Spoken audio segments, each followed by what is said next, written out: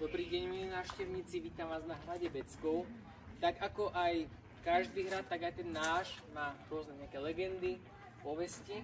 A na úvod by som začal s takouto najznámejšou, tá je dokonca aj v učebniciach na základnej škole. A je to legenda o tom vlastne, ako vznikol tento hrad.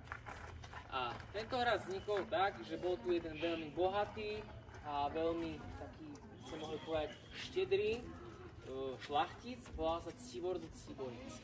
A on vlastnil mnoho hradov a na jednom z takýchto hradov mal jednu veľmi veľkú hostinu.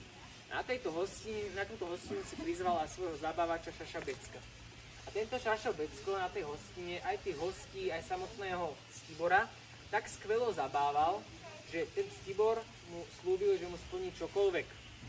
A tak teda Šašo Becko si teda povedal, že tak keď mi fakt splníš čokoľvek, postav mi na tomto brále hrad.